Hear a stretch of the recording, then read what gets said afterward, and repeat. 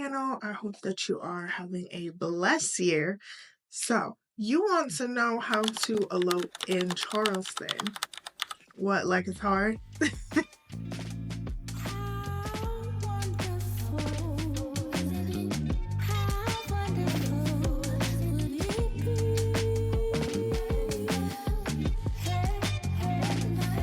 Okay. You may or may not know, but Charleston is one of the most sought after wedding destination locations. It just is. Mostly perfect weather. We'll talk hurricane season in a bit. Iconic wedding venues, dreamy tree lines, and that coastal proximity that so many people want without leaving the States. The decision to elope in Charleston is such an easy one, but honestly, so many people are so lost on where to start. Like, do I just search venues? Do I just oh, photographers in Charleston? What does that look like? So we're going to break it down today. And we're just going to get into value. So I want to dive right in, skip the fluff, and really just truly bring you value. I am going to ask you to have a journal, a notebook, a piece of paper, something with you so that you can take notes, because at the end, as much as I would love for you to drive my YouTube views up, I don't want you to have to continuously watch this video over and over again. I want you to be able to go to your notes. So take notes while we go through this so that you can personalize this experience directly to your wedding and be well on your way at the end of this video to planning your dream Charleston elopement. All right, you with me? Grab that piece of paper, press pause if you need to, and let's dive right in. Quick trigger warning, I am going to use the B word during this video. So if you have kids in the room, if your husband is present, your fiance, go ahead and toss those headphones in because we are going to be using the B word a lot during this. All right, you ready? First category, we're going to discuss budget. I went there, I used the B word. Okay, it would be so simple to just Google how much does it cost to elope in Charleston, right? But no one knows how much it costs for you to elope in Charleston, because your budget for a Charleston elopement depends on your taste, your preferences, your savings, and only you know the answers to that, right? So what I want you to do is, in our budget category in our notes, I'm gonna toss this up on the screen. Let's break down exactly what your style is. And I know it seems scary, especially if you're like a type A planner and finances are super, super important to you. It can seem a little scary to start with aesthetics. Essentially, that's what we're doing. We're starting with the aesthetics of it all. At the end of the day, what was the point of getting the venue, the photographer, the everything, if when you're looking back at your photos 50, 40, 30 years from now, you don't even like them. It doesn't even feel like you. So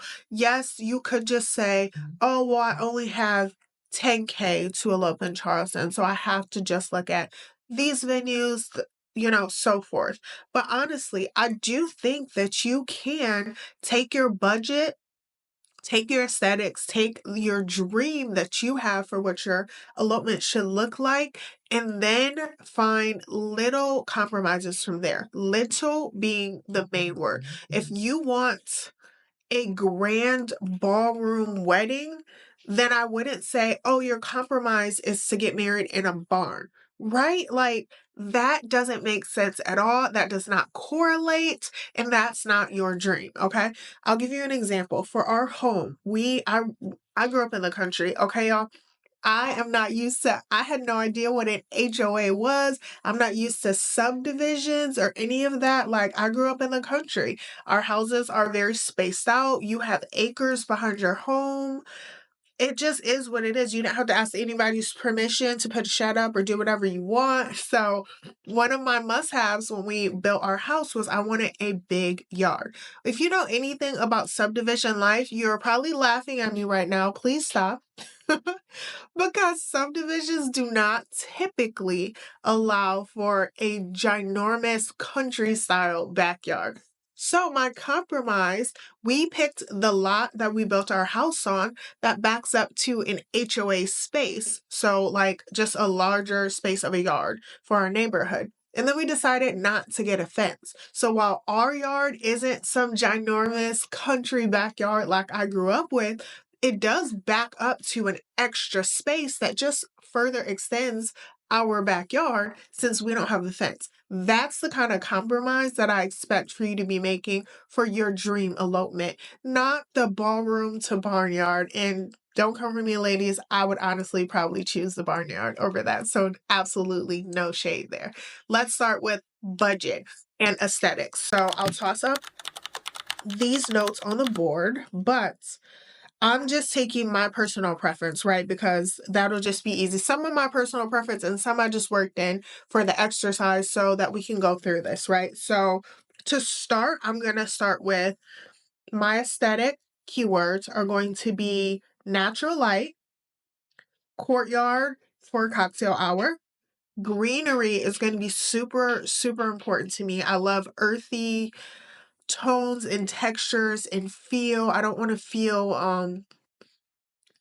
like I'm somewhere sterile. Like I need those natural nature elements tied into something that I would want to celebrate. Mind you, I've been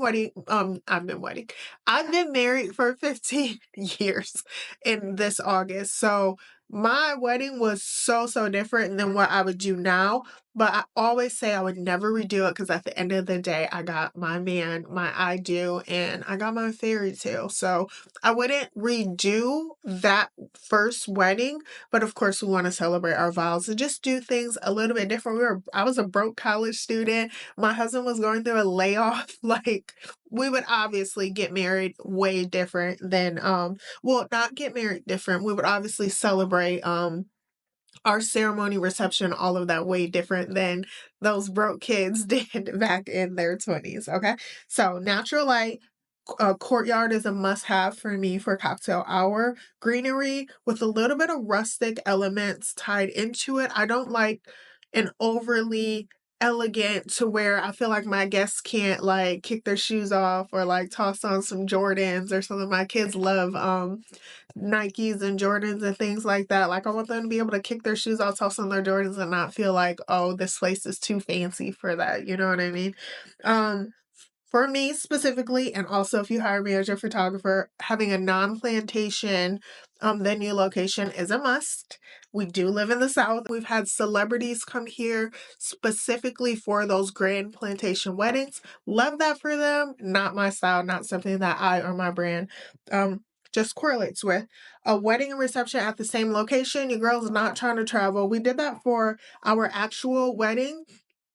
Our ceremony was out in the country by my husband's family, like closer to them. And then we moved our reception like 30 minutes away in the city. We had this huge gap between like the end of our wedding and the reception so that people can get there and we can make sure both of our families were tied in. It worked out, but looking back, I'm like, we really sat there and asked people to drive 30 minutes to the reception. It was a lot, okay? I got married in 2010. Do not judge me. All right, and then tall ceilings. I don't want every photo like that's taken by my photographer to have like the ceiling looking like it's gonna cave in on my head or something. Tall ceilings are a must for me. So this will hopefully be up on the screen. So you should see natural light, courtyard for cocktail hour, greenery, rustic, accents tied in, non-plantation, wedding reception able to happen at the same location. Even if it's like in two different rooms or spaces, it has to be on the same property. And then tall ceilings. Okay, so you're probably wondering, we have our aesthetic list, right? You have your aesthetic keywords for your elopement.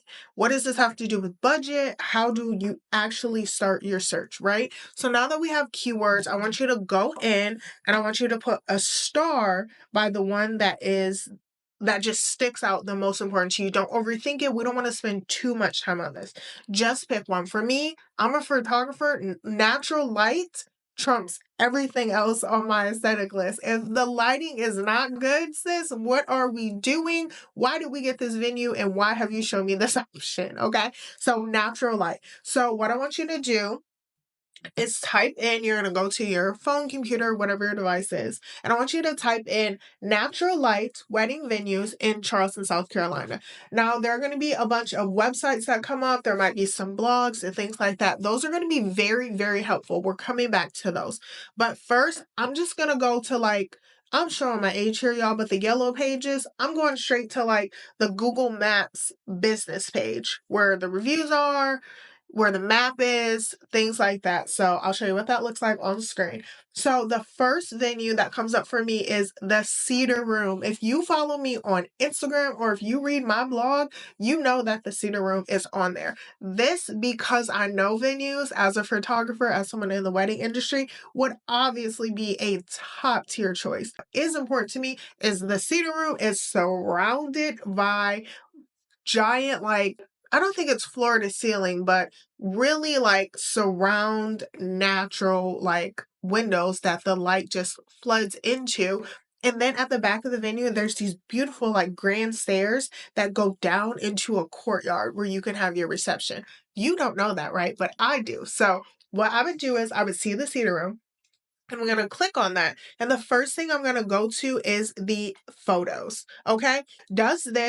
When I look at this, does it actually align with my keywords, right? So yes, I'm seeing all of these windows in the background. I'm seeing the greenery surrounding their courtyard. So if you're taking notes, you have How to Elope in Charleston as your title. You have budget as your first, I guess category will do.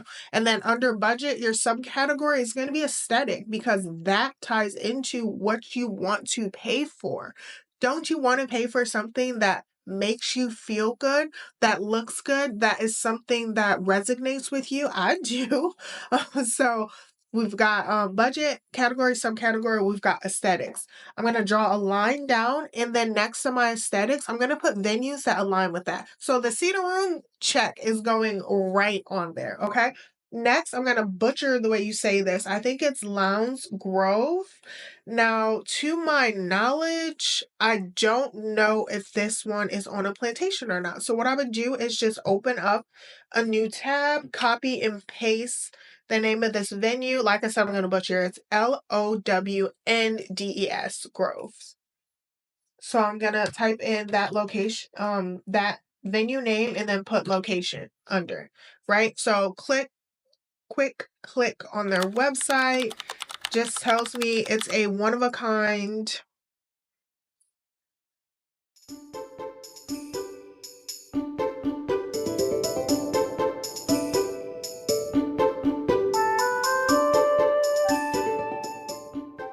All right, Cannon Green. This is downtown Charleston, and this is a high ceiling, natural light venue. So I'm clicking on the venue, I'm looking at the photos, and if it resonates, do you see how I'm spending less than a minute and a half on each of these venues? It does not have to be that hard. And you can come back to them. Right now, you just want to get your top 5 list. And if one of those work, that's perfect. Inquire with them immediately and set up a venue tour because Charleston books out, okay? And now you have those, and then so maybe your venue tour is 3 to 4 weeks from now. At least you have a top 5 or a top 3. Maybe you tour 5, maybe you tour 10 places if you have the patience for that, if you're local and things like that, right? So once we have these options, now you have 4 weeks to go through this process again and see if you like something better. If you do, cancel the tour, allow another bride and groom to be able to have that, and then move on. It's that simple. But that's one of the ways you can use your keywords just to look for and get some of your top venues. If you haven't noticed by now, I personally think that venue is one of the first things that you want to book and start with in terms of eloping in Charleston. As much as I want to be biased and say it's your photographer, yes, you can book me before you book your venue. You don't have to have a venue. As long as you know that working with me, I do not prefer to shoot at plantations. So I'm upfront with my couples about that. It's all over my Instagram. It's on my website multiple times. And even if you miss it, I'll mention it in our consultation call. So don't worry about that. But you can book your photographer before your venue if you like. I personally would do photographer second, which is hard for me to say, y'all, because I want to Don't come for me, photo girlies, okay? All right, so now that we've done budget, we have our aesthetic to make sure that the things that we're looking at align with it. Now, spoiler alert, I've already mentioned this. You want to find your dream Charleston photographer. Here's how you do that. You just had a whole bunch of keywords, right? So natural light photographer could be a keyword. Of course, courtyard has nothing to do with photography, but maybe like you want, if greenery is very important to you, you need to pick a photographer that knows how to edit their greens. And this, where you think it would be very like, well, duh, everybody, like, you're a photographer, you should know how to edit greens. Some photographers edit greens way, way different. There are some, let me not get canceled, so I'm not going to call out the style, but there's a particular style of photography, very, very specific to Charleston, that they deepen your greens. So like there's some greens outside of my house right now that like they just look like a natural forest green. That specific style of photography that I'm talking about would deepen that, and it would look more like an artificial, like that like fake houseplant kind of vibes, and not like the natural tree outside. So if you like that deeper green because those colors resonate with you, then go with that style. But make sure that like if greenery is important to you, then when you are searching photographers, look at how they edit their greens. If rustic, which was on my list, is important to you, look at how they edit their bricks and their woods, and even like the barks of the trees in the background and things like that. Okay, so make sure that you're allowing for those. Okay, so you want to find your style. I am a golden style photographer. I'm not afraid of bold colors that are true. I'm not afraid of shadows, and I'm not gonna like blow out or overly brighten your whites and things like that. So I'm going to be very, very just particular, intentional, and I want you to walk away from me feeling amazing about your photos. And not because I'm just trying to sell myself to you. A little bit about my story: I never saw my own wedding photos. So the only photos that I have from my wedding are from guests who brought disposable cameras, or like cell phone pictures weren't really a big thing back then. Yeah, just like little disposable cameras that were around. My cousin had like a video camera, so we have some stills from that. But that's it. My wedding photographer was hired by a family member as a gift to us, and that wedding photographer ended up, I kid you not, I cannot make this up, ended up being someone who struggles with addiction. I had no idea, because this was something that a family member hired for me as a gift. Needless to say, we never saw those photos. We posed, drove to a specific park in the city, like about 30 minutes from the country, where we had our ceremony. I mean, my wedding party got their hair done, all of these different things, just to never see our photos. When I tell you, I never want someone to have even a sliver of closeness to my wedding photography experience with me.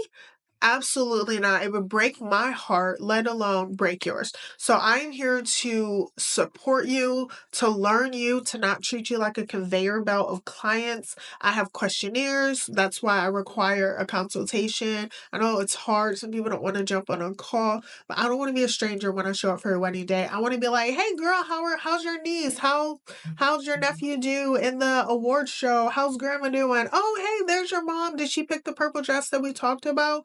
I want to like show up like one of your friends on your wedding day, which is very controversial because I know we're not supposed to like make our clients our friends, but I'm showing up on one of the most important days of your life. I at least want to know you so that I can serve you. When you're searching for a photographer, you want to know their style, and you want to know how they work. How do they work? How do they serve you? And is that something that it makes you feel good? Like, your photographer should be there to create a really good environment, because guess what? Your wedding planner is going to be there the entire day, most likely, if you have like a day of coordinator and things like that. But they're going to like get you set up in your bridal suite. They have to go off and take care of other things, right?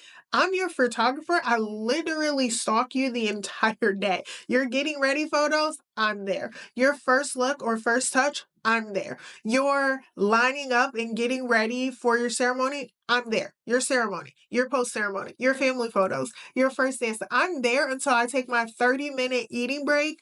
And then I'm there again, even when you don't see me because you're breaking it down on the dance floor at your reception, or if it's more of a micro wedding or intimate elopement, you'll notice me because it's just us there. But I'm there all the time. Don't you want to like me and my vibe in the way that your photographer just makes you feel in their presence? You don't want to be uncomfortable or awkward or just feel anything negative truly on your wedding day, because I don't believe the lie and the myth that weddings are supposed to be stressful.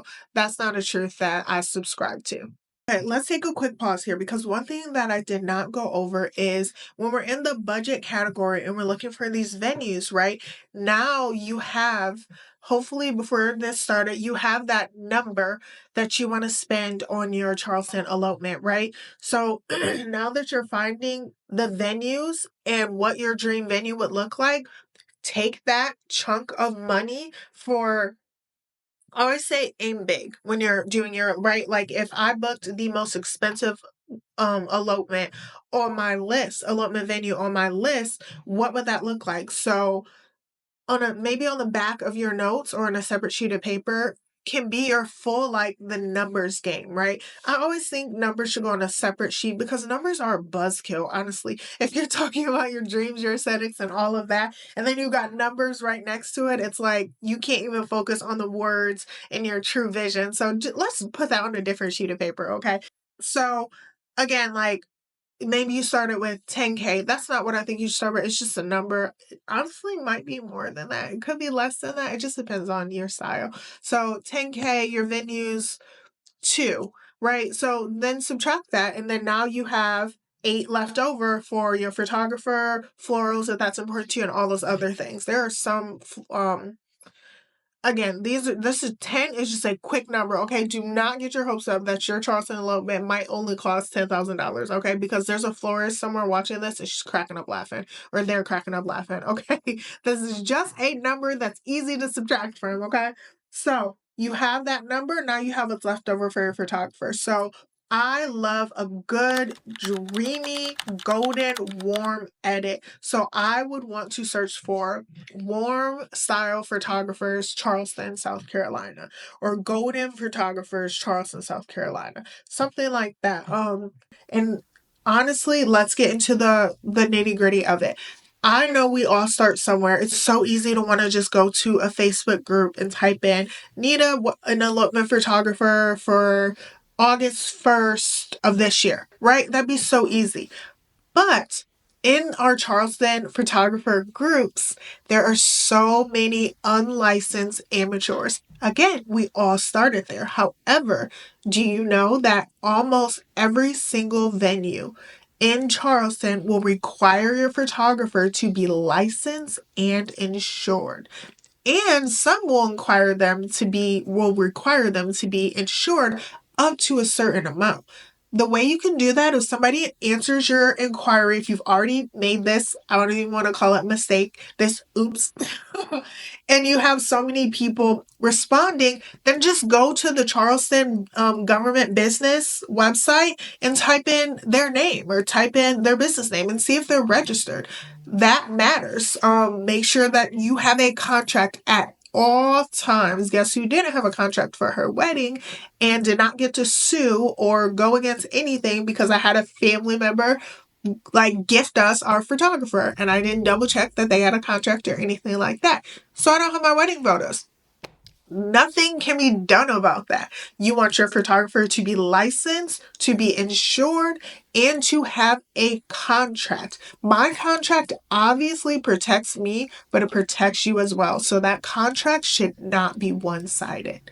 Okay, so if you're with me on your notes, you have, and pause at any time, please. You have your title, How to Elope in Charleston. You have your budget. You have your subcategory under budget of your aesthetics, so we know exactly what we're looking to pay for. You have your boring separate sheet of paper with your numbers on it. And then your second category, if you haven't noticed, was photographers, right? And you want to have your dream list of photographers under there. And next to each photographer, you could be writing down their packages, packages. I would say like the three most importance that, as far as what I've seen from my clients, not specifically to me, but what clients like immediately want to know when they come to me is price, hours of coverage, style, and actually if we toss in a fourth, it would be like what they get within each package. Okay. So now let's talk about permits. Disclaimer, let's pause here. This is not the law. I am not the law. And laws here are changing at all times. I'm literally going to a city hall meeting on Wednesday for them trying to change the law as far as photography goes. You want to elope in Charleston? Not everybody wants to elope at a specific professional wedding venue, right? Some people come to Charleston for that coastal proximity, which means you want to get married at a beach. Some people want to get married at like the iconic Hampton Park or things like that. You can't just show up with chairs, your arch, and all of these things, and then just like pick a space and get married there. You have to have permits, okay?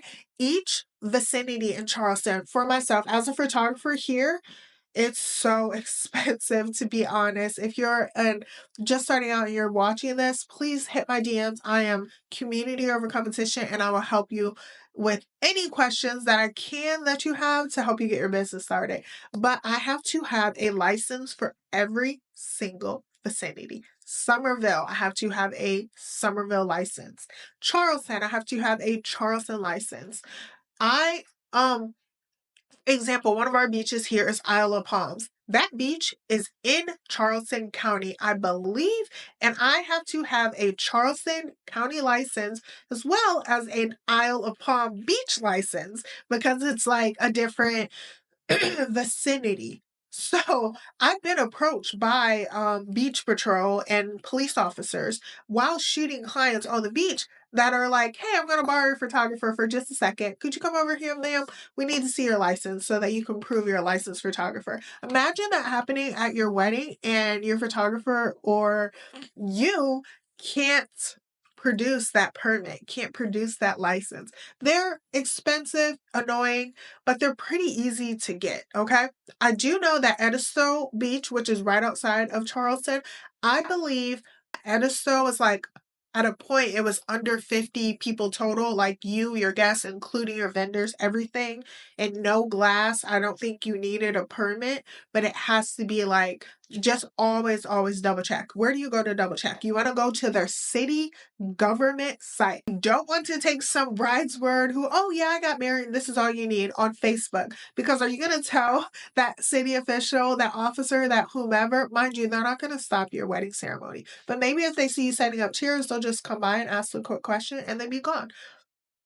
Do you want to say, well, Susie on Facebook said I only needed this? That's not going to work out well for you. So go to the City of Charleston Beach permit rules, right? Just type that into Google and only click on like cityofcharleston.gov type of websites, okay? Not even like Lavonda Downer blog, okay? You want to get it straight from the source. Screenshot that, take printouts, do what you need to do. Make sure your planner, a bridesmaid, whomever, maybe me, if it's just us on the beach, I'll have a copy in my phone.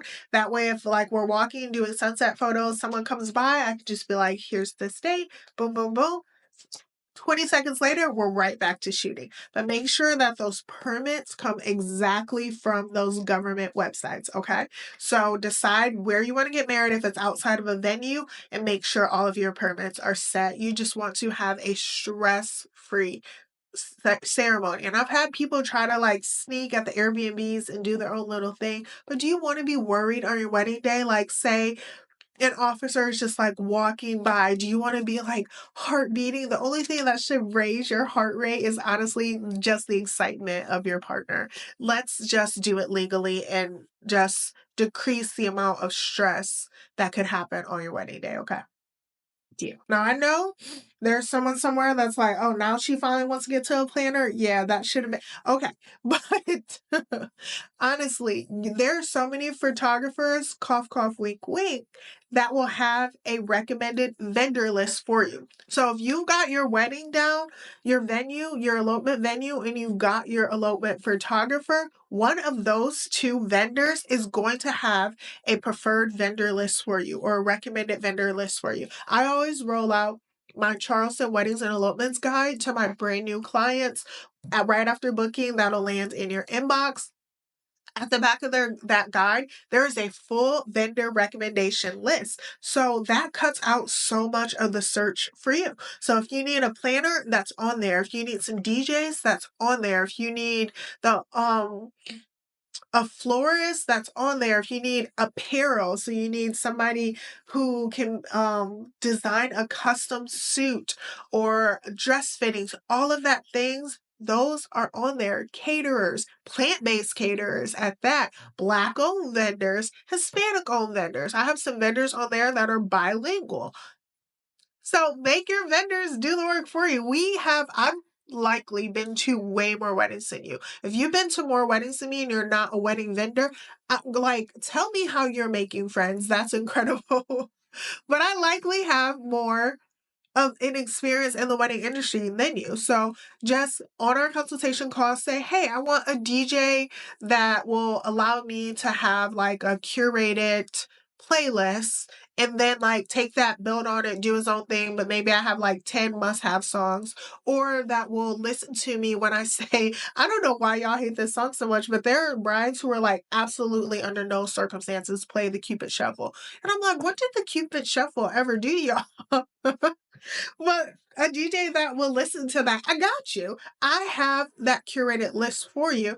And then if there's someone that's not on my list, let me dive into my professional groups and say, hey, I have a groom who's looking for X, Y, and Z. And then I'm a photographer. Then I won't get a bunch of people like coming at me to hire them because they know I'm speaking on behalf of the client. And I just know how to just use certain keywords and demographics so that we get responses from the actual type of people that you're looking for. So we'll go with the planners and we're going to make our vendors do that work for us and helping us find the perfect planner. That's how I would start. This is likely going to be a part 1. We can dive into a part 2, but I want to hear from you. Hit my DMs, drop below, tell me exactly what you need to know on how to elope in Charleston, and we would get to it. If you haven't already, please subscribe to my channel. I plan to be way more regular on here, showing up and just giving you complete value, okay? I will toss in some vlogs, just some personal lifestyle stuff that I've noticed that